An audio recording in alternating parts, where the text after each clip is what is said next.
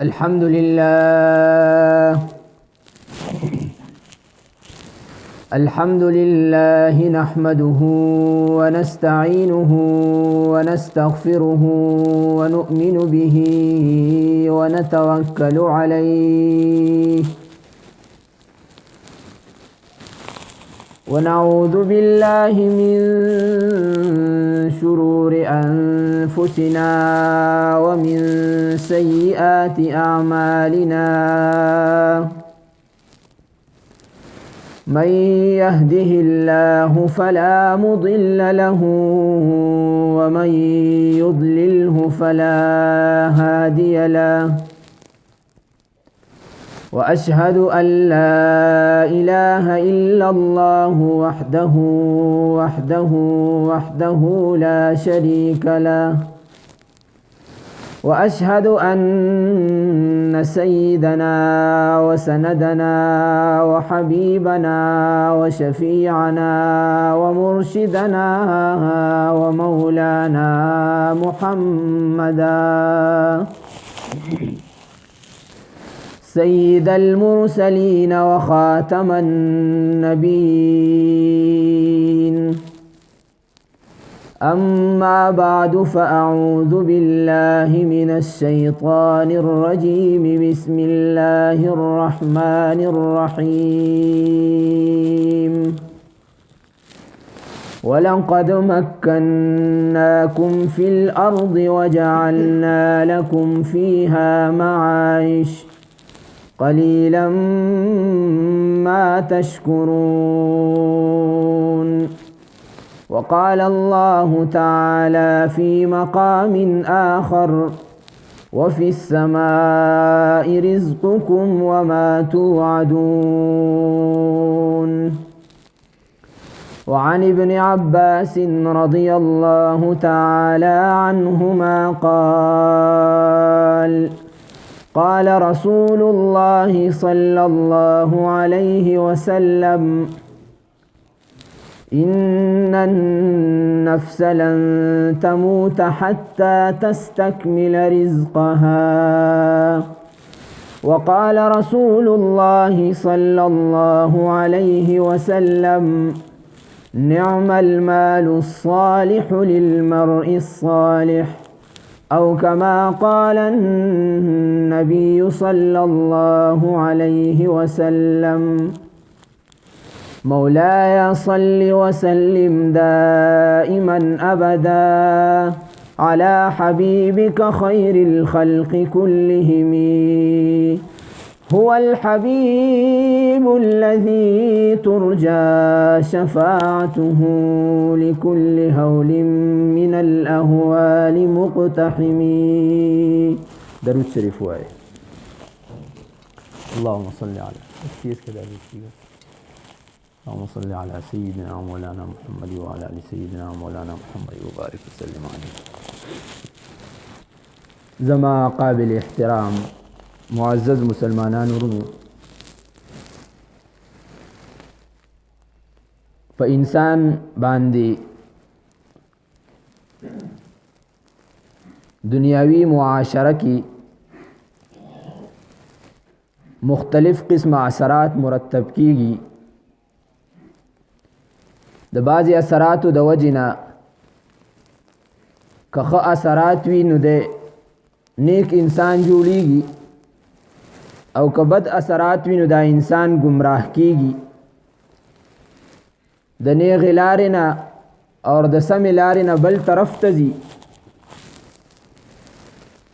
بعضې وخت کې دا اثرات ظاهري طور باندې دینی ښکاري، لیکن حقیقت کې هغه گمراه کن وي. او بعضې وخت کې دا اثرات ظاهری طور باندې ډیر سخت وي، لیکن حقیقت کې هغه د نیغې لارې دپاره او په سمه لاره د تللو دپاره یو سبب وګرځي. معاشره کې چې انسان زندگی تیری نو درې قسمه جهتونو سره د مخامخ وي چې یو ته ویلی شي معاشرت، بل ته ویلی شي معیشت، اور دریم ته ویلی شي سیاست. د معاشرې دپاره او د زندګۍ د تیرولو دپاره دا درې څیزونه انتهایی ضروري دي. او بیا که چېرې دا درې واړه څیزونه معاشرت وي، معیشت وي اور سیاست وي، دا د حضور صلی الله علیه وسلم د احادیثو په روشنۍ کې پیش کړی شي او انسان په هغې باندې عمل پیرا شي، نو دی چې په کومه معاشره کې اوسیږي دا معاشره اعلاتر معاشرو نه جوړیږي او دې ته هغه معاشره ویلی شي چې د کومې تصور حضور صلی الله علیه وسلم پیش کړی و. نن زموږ موضوع د یو څیز متعلق دا د یو جهت متعلق ته چې معیشت ورته ویلی شي، معاشي زندگی ورته ویلی شي، اکنامکس ورته وایي انګلیش کې، چې زمونږ معاشي، زمونږ روزي، زمونږ کسب، زمونږ طلب د رزق دا به په کومه طریقو سره کیږي اور په کومه طریقو باندې به چې کله مونږ مال وګټو دا به خرڅ کیږي په کومو طریقو سره، د دې صرف به څنګه کیږي، دې متعلق مونږ یو څو خبرې کوو. اسلامی معیشت دا د اسلام یو اهم جهت ده. امام شاه ولی الله رحمه الله ففلسفه معیشت کی فرمائی چې کله د یو قوم د یو اهل بلده والا معیشت مستحکم وي او هغه اسباب هغه نه اختیاري هغه قوم د کم د وجې نه چې معیشت ته استحصال رسی، کمزوری اور پستی رسی، نو زر ده چې دا قوم با په دنیا کې وځلیږي. او کله چې د یو قوم معاشي زندگی کمزوری وي، یعنی هغه غربت راغستی وي، هغه تنگدس وي، نو دا قوم مخې ته تګ نشي کولی.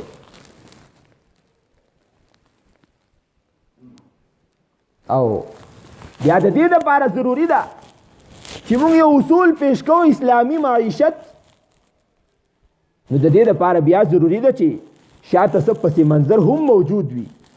د حضور صلی الله علیه وسلم د دور نه په تواتر سره او په تسلسل سره یو تصور هم موجود وي، هغه قواعد او هغه اصول هم زموږ مخې ته وي د کومو د وجې نه چې مونږ په دې اسلامي معیشت باندې تک کولی شو.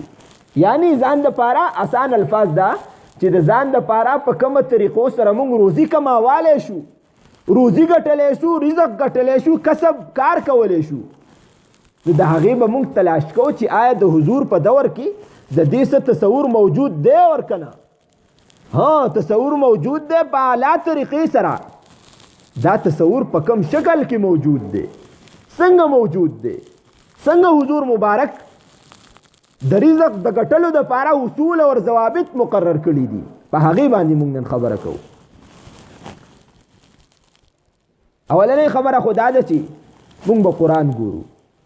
قرآن کې به موږ ته ډېر داسې آیات میلاو شي چې په هغې باندې دا معیشت مبني دی، دا یو څیز پې موقوف دی، په هغې کې باقاعده طور صراحت سره الله جل جلاله ارشاد فرمایي وفي السماء رزقكم وما توعدون، چې مسلمانانو ستاسو دپاره په اسمان کې ما د رزق بندوبست کړی دی، تاسو چې څه خورئ، تاسو چې څه اغوندئ، ستاسو چې څه ضروریات او حاجات دي، د دې ټولو څیزونو ما بندوبست په اسمان کې کړی دی. زه به تاسو له دا درکومه وما توعدون، او کومې وعدې چې زما ستاسو سره دي دا وعدې به هم زه پوره کومه، زه به تاسو ته هغه پیش کومه.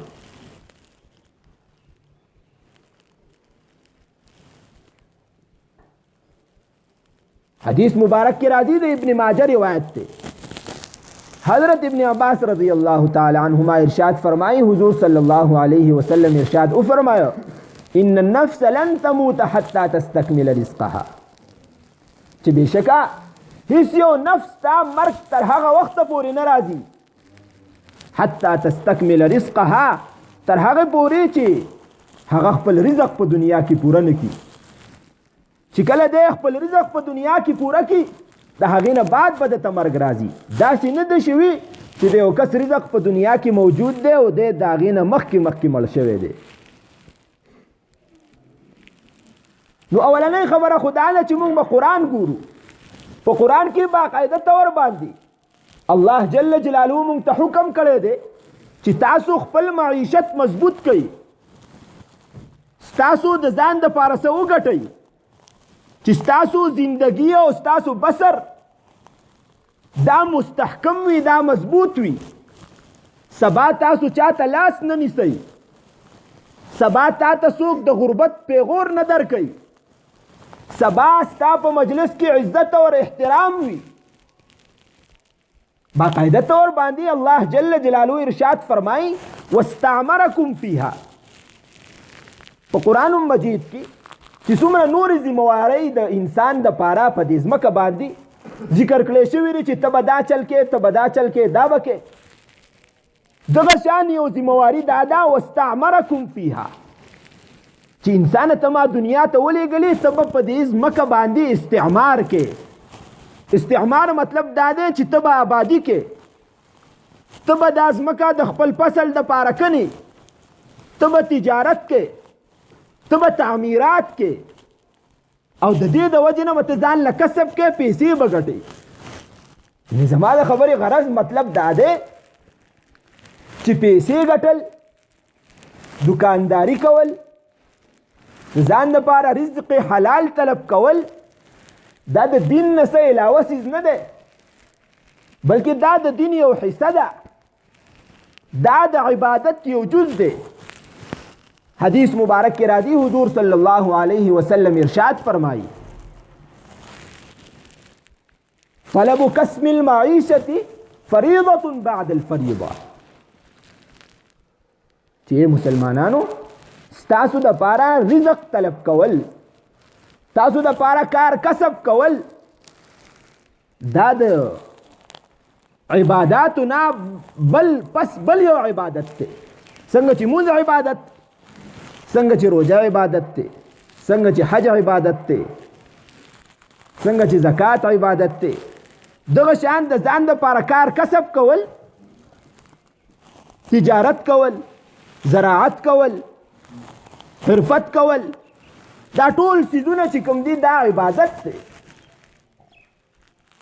لہذا په مونږ کې د څوک دا نه وایي چې یو انسان دی هغه ځان له مزدوري کوي هغه ځان له کار کسب کوي نو دا انسان چې کوم دی دی پاتې شوی دی نه دا خبره باندې ځان پوهه کوي دا خبرې اکثر زموږ مخې ته راځي اورو که نه چې یا دکان کول یا چې کوم دی نو سعودي ته تلل یا دوبۍ ته تلل مزدوري کول یا چې کار کسب کول زمینداری کول دا وایي فضول کارونه دي د دې نه لاس ووینځئ نه دا یو عبادت دی حضور صلی الله علیه وسلم د بخاری اور د مسلم روایت دی حضور صلی الله علیه وسلم د زمیندار متعلق څه فرمایي ارشاد فرمایي چې یو کس دی هغه په خپل پټي کې دانه وکرله او بیا د هغه دانې د وجې نه پرندو ته یا نورو ځناورو ته څه فایده ورسېده نو حضور صلی الله علیه وسلم ارشاد فرمایي دا د ده دپاره صدقه ده تر څو پورې چې نورو ځناورو ته دا ونه یې کرلې ده دا فصل یې کرلی دی څه فایده راسي دا د ده په عملنامه کې لیکلی کېږي قرآن مجید کې الله جل جلاله واضح تصور پیش کړی دی افرأیتم ما تحرثون اانتم تزرعونه ام نحن الزارعون. دا واضح تصور داسې دی چې تاسو به د ځمکه آبادوئ. امام قرطبي رحمه الله ارشاد فرمایي واستعمركم فيها، دلته کې الله جل جلاله حکم ارشاد فرمایي، او کله چې الله جل جلاله د یوې خبرې حکم وکړي نو بیا په امت باندې لازم دي چې هغه حکم ادا کړي. لہذا په موږ باندې دا لازم دي چې موږ په دنیا کې کار کسب وکړو. داسې نه کینو چې بس الله پاک غفور الرحیم دی او مال به راکوي، او یا څه دا د توکل خلاف خبره ده چې که زه چرې کسب کومه اسباب تلاش کومه د هغې دپاره منډې تړلې وامه نو دا به زما په ژوند کې چې کوم دی نو یو خرابي راولي. نه، حدیث مبارک کې راځي حضور صلی الله علیه وسلم ارشاد فرمایي ان من الذنوب ذنوبا لا يكفرها الا الهموم في طلب المعيشه. بعضی گناهونه داسې دي الله جل جلاله ارشاد فرمایي، حضور صلی الله علیه وسلم ارشاد فرمایي چې بعضی گناهونه داسې دي چې هغه نه روجه معاف کوي، یعنی چې روجه څوک ونیسي نو هغه پې نه معاف کېږي. بعضې ګناهونه داسې دي چې سړی حج وکړي نو حج هم نشي معاف کولی، د هغې د وجې نه نشي معاف کېدی. چې زکات ورکړي د هغې د وجې نه هم نشي معاف کېدی، بلکې د څه د وجې نه معاف کېږي؟ الا الهموم فی طلب المعیشه. صرف د یو څیز د وجې نه معاف کېږي، هغه د دې د وجې نه معاف کېږي چې انسان د ځان دپاره کسب کوي، روزي ګټي او هغه ته تکلیفونه راشي. هغه تکلیفونه چې کم دي نو د دې په شکل کې هم کېدی شي. مثلا یو کس ته مزدوري وکړه، مالک ته وویل چې ماله روپۍ راکړه، هغه ورته وویل چې بیا راشه، بیا پسې لاړ وی چې ستا روپۍ نشته دی، ځه مړه خپل کار کوه. ده ته تکلیف ورسي، هم دا تکلیف د دغې ګناهونو دپاره ذریعه کفاره ده. د دقې تکلیف د وجې نه الله جل جلاله د دې انسان ګناهونه معاف کوي. داسې ګناهونه معاف کړي چې هغه ګناهونه د نورو اعمالو سره نه معاف کېږي. هم د دې وجې نه په دې انسانانو باندې دا څیزونه راځي، مسلمانانو باندې خاص کر دا غمونه راځي د دې لپاره چې د ده دا ګناهونه په دې سره معاف شي. یو صحابي راغی حضور صلی الله علیه وسلم ته ارشاد فرمایي اے حضور صلی الله علیه وسلم ای الکسب اطیب. په روزۍ ګټلو کې د ټولو نه بهترین کسب او کار کم یو دی؟ حضور صلی الله علیه وسلم ورته ارشاد فرمایي عمل الرجل بیده. چې کله انسان مټې راونغاړي او په خپله کار کسب شروع کی نو دا د ټولو نه لوی عمل دی، برکت والا عمل دی. دا نه چې یو کس د خپل رزق د طلب دپاره پردی پټی ووایي، یو کس د خپل رزق د کماوالو دپاره رشوت واخلي، یو کس د خپل رزق دپاره د خپل خېټې دپاره دوکه‌بازي وکړي. دا نه. حضور صلی الله علیه وسلم ارشاد څه فرمایي؟ حضور صلی الله علیه وسلم ارشاد فرمایي عمل الرجل بیده. په خپل لاس سره کار کول، د ځان لپاره ګټه وټکول، دا په ټولو څیزونو کې بهتر څیز دی. د دې وجې نه زموږ په شریعت کې د ګټلو ډېر لوی حیثیت دی. هغه انسان ته ډېره لویه درجه ورکړی شوې ده کوم چې د ځان دپاره روزي ګټي، کوم چې خوارۍ خسکي کوي، د ځان دپاره منډې وایي، د خپلو بچو دپاره منډې وایي. او بیا خاص کر حضور صلی الله علیه وسلم ارشاد وفرمایو، باقاعده په دې خبره باندې حضور صلی الله علیه وسلم زور ورکو او د خواهش اظهار کوي. ارشاد فرمایي نعم المال الصالح للمرء الصالح. هغه څومره بهترین مال دی، هغه څومره بهترین مال دی چې د یو نیک انسان سره ورسره وي. یعنی د حدیث نه موږ ته دا معلومیږي چې حضور صلی الله علیه وسلم دا نه منع کوي چې تاسو مال مه ګټئ. حضور صلی الله علیه وسلم تایید کوي، تاکید کوي، خواهش دایروي. فرمایي نعم المال الصالح للمرء الصالح، بهترین مال هغه دی چې د یو نیک انسان سره ورسره وي. چې کله د نیک انسان سره مال ورسره وي نو دا نیک انسان به په دې مال باندې څه به وکړي؟ غریبانو له به ورکړي، مسجد به پې جوړ کړي، مدرسه به پې جوړه کړي، پل به پې جوړ کړي، لاره واله به پې پخه کړي. دا د نیک انسان سره چې کله مال وي نو دا څیز به ول. د دې وجه نه حضور صلی الله علیه وسلم په تفصیل سره دا ارشادات وفرمایل. او بلکې حضور صلی الله علیه وسلم دومره ارشاد وفرمایه چې کله یو انسان دی هغه خپله خواري خسکي کوي او د هغه لاس ته مال نه راځي، نه حساریږي، هغه ډېر زیات محتاجه دی، لیکن د خپله محتاجي چاته ظاهر نه کي، چاته دا ونه وایي چې زه غریب یم زما سره مدد وکړه، یا زه ډېر زیات چې کوم دی نو منډې ترلې وامه بچي مې وږي دي، داسې دي داسې. هغه خپل غم په خپل زړه باندې تیر کړي. حضور صلی الله علیه وسلم د هغه شخص متعلق فرمایي کان حقا علی الله ان یرزقه رزق سنة من حلال. وی په الله جل جلاله باندې لازم دي چې دې شخص ته د یو کال حلال رزق ورکړي. یو کس دی هغه غریب دی، د هغه وس دس نه رسي، چاته دا ونه وي چې زما سره نشته پیسې، بلکې خپله خواري خسکي جاري وساتله، په خپله غریبۍ کې ژوند تیر که. بیا د هغې باره کې حضور صلی الله علیه وسلم ارشاد فرمایي من جاء،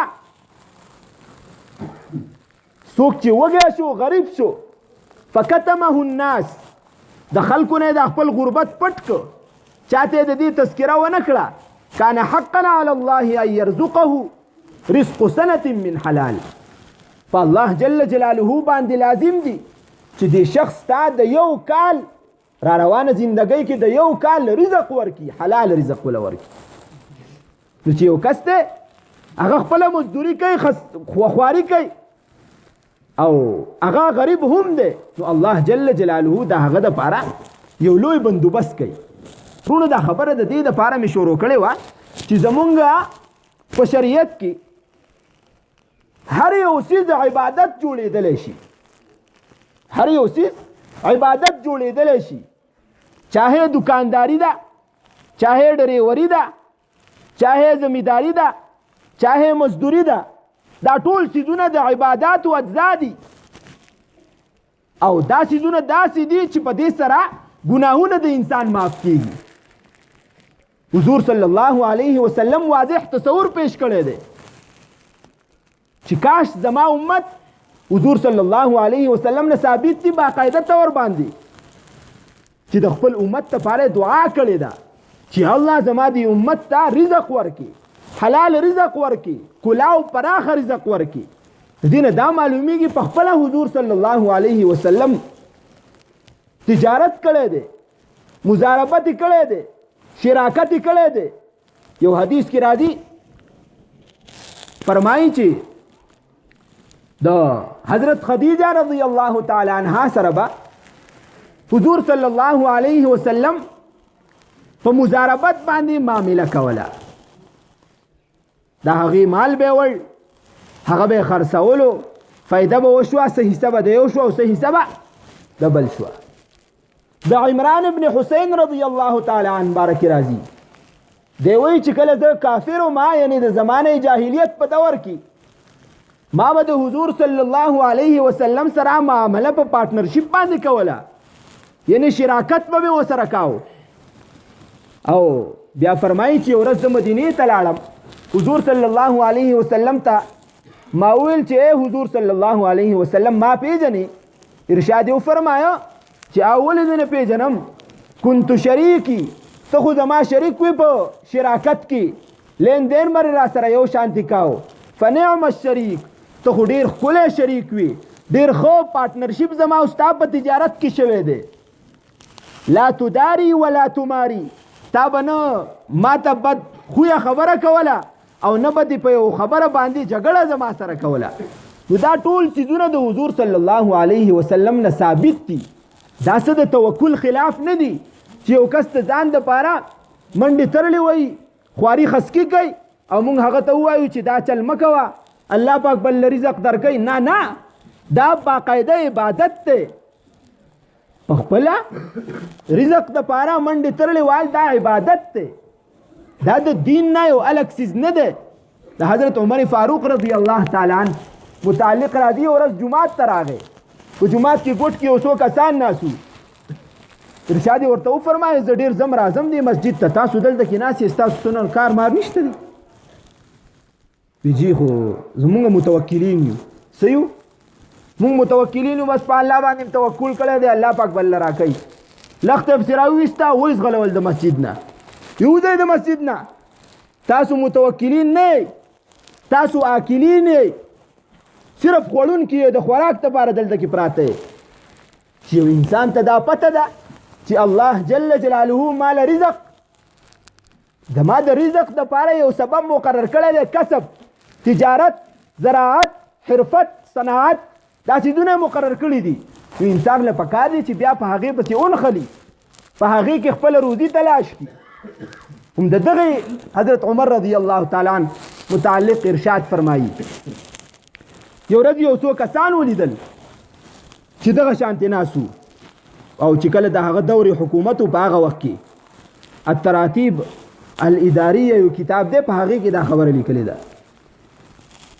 څو کسان ناست دي، حضور حضرت عمر فاروق رضی الله تعالی عنه ارشاد فرمایي ولې ناست یې لکه اللهم ارزقني. هغې ورته وایي چې اللهم ارزقني، بس الله پاک به رزق راکوي، دلته کې ناست یو. حضرت عمر فاروق رضی الله تعالی عنه هغې ته یو جمله ارشاد فرمایي او ډېر عجیبه جمله ارشاد وفرمایله. فرمایي لا یقعدن احدکم عن طلب الرزق، په تاسو کې د یو کس د خپل رزق د طلب نه، د خپل کسب نه هسې نه کیني. وقد علم ان السماء لا تمطر ذهبا ولا فضه، چې یو انسان ته دا پته هم ده چې الله جل جلاله د اسمان نه سپین زر راوری او نه تې سره زر راوری. د اسمان نه حضرت عمر فاروق رضی الله تعالی عنه هغه کسانو ته ارشاد فرمایي چې تاسو خو دلته ناست یئ، صرف دا وایئ چې الله به موږ له راکوي. ها، الله به دا ستاسو له درکوي، خو لیکن تاسو باید د کسب نه، د رزق نه، د کار کولو نه سایډ ته نه کیږئ چې بس کیږي به د الله سره معامله ده. نه، لا یقعدن احدکم عن طلب الرزق ويقول اللهم ارزقني. یو کس ته په تاسو کې داسې نه کینی چې هغه وایي چې ماله به رزق الله تعالی راکوي او غلی ناست دی سایډ ته. وقد علم ان السماء لا تمطر ذهبا ولا فضه، او په تحقیق سره هغه ته پته هم ده چې اسمان نه سپین زر وری او نه سره زر وری. د اسمان نه سپین زر او سره زر نه راوریږي که نه، څه به ګټې ځان له، څه خواري خسکي به کې. هم د دې وجې نه حضور صلی الله علیه وسلم ولې ارشاد وفرمایو چې بهترینه معاشره هغه ده چې په هغې کې زکات ورکولی کېږي، په هغې کې د غریب خیال ساتلی کېږي. دا به کله جوړیږي؟ دا چې په معاشره کې هر یو فرد خپل لاس ښکته کړي، د ځان دپاره څه وګټي، نو هله به هغه انسان دې ته ورسي چې د نصاب خاوند به شي، بل چاله به ورکړي. هله به هغه انسان دې ته ورسي چې خپل رور غریب سره به مدد وکړي. موږ له پکار دي رونو چې دا څیزونه ذهن کې کیدو چې زمونږ په شریعت کې د رزق د ګټلو، د رزق د طلبولو یو تصور موجود دی، دا یو عبادت دی. حضور صلی الله علیه وسلم ارشاد وفرمایا چې طلب کسب الحلال فریضة بعد الفریضه. حلال رزق کماوال دا فریضه ده، دا په هر یو مسلمان باندې فرض دی چې د ځان دپاره رزق وګټي. صرف په دې باندې هم کار نه کېږي چې یو کس راځي په مسجد کې ناست، صرف په دې باندې هم کار نه کېږي چې یو کس صرف ګرځي. نه، ته به دا سوچ کې زما بچي به سبا څه کوي، زه د هغې دپاره وګټم. یو حدیث مبارک راته رایاد شو، حضور صلی الله علیه وسلم له یو صحابي راغی، ارشاد ورته فرمایي ای د الله رسوله زما چې څومره مال دی زما چې څومره جیدات دی هغه زه ټول د الله په لاره کې ورکوم. حضور صلی الله علیه وسلم ورته ارشاد فرمایي امسک علیک مالک، خپل مال چې کوم دی د ځان سره کېده، خپل ټول مال. امسک علیک بعض مالک، خپل بعض مال د ځان سره کېده. فهو خیر لک، دا ستا دپاره ډېره بهتره ده. هغه صحابي بیا ارشاد فرمایي چې ای د الله رسوله زما چې په خیبر کې کومه حصه رسېدلې ده چلو هغه به زه د ځان سره کېدم چې سبا زما خپل بچي راځي عالة یتکففون الناس فی ایدیهم. حضور صلی الله علیه وسلم ورته ارشاد فرمایي سبا چې کوم ماشومان ستا پیدا کېږي چې هغه داسې نه عاله یتکففون الناس فی ایدیهم، چې هغه وږي تږي او بیا یې لاسونه چې کم دی نو بل ته اوږده کړي چې مال سره راکړه. نو حضور صلی الله علیه وسلم هغه ټول مال چې د الله تعالی او د الله تعالی پر د رسول په لاره کې لګاو، د هغې هم حضور صلی الله علیه وسلم هغه ارشاد فرمایي چې امسک علیک بعض مالک، چې خپل بعضې مال د هغې څه حصه چې کوم ده نو هغه ته د ځان سره کېده. اوس به زموږ معیشت څنګه مستحکم کېږي به څنګه مضبوطیا به پسې کې راځي. نو دوه خبرې دي ورونو، چې کله انسان د هغې خیال وساتي نو انسان چې کوم دی معاشي طور باندې مضبوطیږي، د هغه غربت تنګدستي د هغه نه ختمیږي. یو خبره چې کوم ده نو هغه اقتصاد فی المعیشت دی، لکه څنګه چې حدیث مبارک کې راځي، امام بهقي رحم الله سنن کبرا کې دا حدیث راوړی دی. ارشاد فرمای الاقتصاد فی النفقه نصف المعیشه، یعنی روی اختیارول، یعنی چې څومره ضرورت دی هم امر خپل مال لګوا، ستانه به لوی چې کم دی نو داسې انسان جوړ شي چې سبا به تا ته په دې معاملاتو کې د خطرې باعث نه ګرځي. یو خبره. دویمه خبره چې کم ده نو هغه قناعت اختیارول دي. قناعت دې ته ویلی شي لکه قرآن مجید کې الله تعالی ارشاد فرمایي ولا تمدن عینیک الی ما متعنا به ازواجا منهم زهرة الحیاة الدنیا، چې د چا سره مال ولیده دا مه وایه، سترګې ورته مه اوچتوه چې ګوره د پلانکي سره دومره مال دی داسې او داسې. نه، دا صرف د دنیا یو زیب و زینت دی، خو که چېرې سمې استعمالی د ده دپاره ډېر ښه دی، که چېرې خرابې استعمالی د ده دپاره فتنه ده. نو قناعت اختیار کا چې څه در سره دي په هغې باندې صبر وکړه، په هغې باندې شکر وکړه، په هغې مطمئن اوسېږه. چې کله دې قناعت اختیار کو ستا معیشت به مضبوط شي، ستا معاشي زندگی به برابر شي.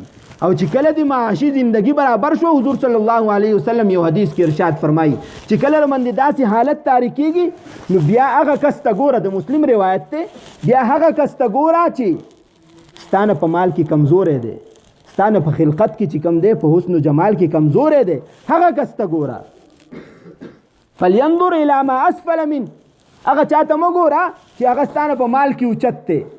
چې کله دې هغه کس ته وکتل بیا به خامخا ځان له زړه خوري، او چې کله دې هغه کس ته وکتل چې ستانه په مالیت کې کمزوری دی نو بیا به ته د الله تعالی شکر ادا کې، ته به د الله جل جلاله د احکاماتو پابندي کې. الله جل جلاله دې موږ ته په دې خبرو باندې د عمل کولو توفیق راکړي، او الله جل جلاله دې زمونږ معیشت، زمونږ کسب، زمونږ د رزق طلب د خپل عبادت وګرځي. واخر دعوانا الحمد لله.